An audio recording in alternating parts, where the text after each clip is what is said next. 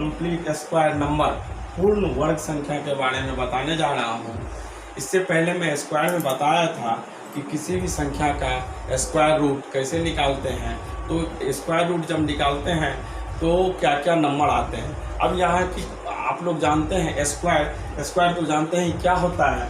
जैसे कि 1 का स्क्वायर 1, 2 का स्क्वायर 4, 3 का स्क्वायर 9, 4 का स्क्वायर 16, 5 का स्क्वायर 25, 6 का स्क्वायर 36, 7 का स्क्वायर 49, 8 का स्क्वायर 64, 9 का स्क्वायर 81, 10 का स्क्वायर 100।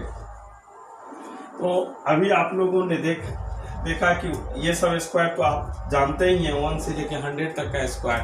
तो हम लोग किसी भी संख्या का जब स्क्वायर करते हैं, तो उसका लास्ट अंक 2, 3, 7, 8 एवं ऑड में 0 की संख्या नहीं होती है। ये नहीं होता है। देखिए जब 1 का स्क्वायर किए तो लास्ट में 1 आया, 2 का किए तो 4 आया, 3 का किए तो 9 आया, 4 का किए तो 6 आया, 5 का किए तो 5 आया, 6 का किए तो 6 आया, 7 का किए तो 9 आया, 8 का किए तो 4 आया, 9 का किए तो 1 आया और 10 का किए तो 00 आया। हमारा कहने का मतलब है कि जब भी किसी संख्या का हम स्क्वायर करते हैं उसका लास्ट अंक 2, 3, 7, 8 और ऑड में यानी कि विषम में 0 की संख्या नहीं होती है। तो ये चीज़ें को आपको याद रखना है कि इससे बहुत से क्वेश्चन पूछे जाते हैं कि कौन सी संख्या ऐसा होगा कि जिसका स्क्वायर निकाला जा सकता है, जिसका स्क्वायर नहीं निकाला जा सकता है, नहीं होगा। तो अब आइए कि इससे एक क्वेश्चन बनता है कि निम्न में से कौन सा अंक किसी पूर्ण संख्या के इकाई का अंक नहीं हो सकता। आपका क्वेश्चन पूछ रहा है कि निम्न में से कौन सा अंक किसी पूर्ण संख्या के इकाई का अंक नहीं हो सकता। अब आइए कि इकाई का अंक नहीं हो सकता। आप देखें कि 1 से लेके 10 तक का स्क्वायर किए तो हमारा ना तो कभी 2 आया है, ना तो 3 आया है, ना तो 7 आया है, ना तो 8 आया है, ना तो ऑड में 0 की संख्या आई है। जब भी आई है 0 की संख्या इवेन में आई है।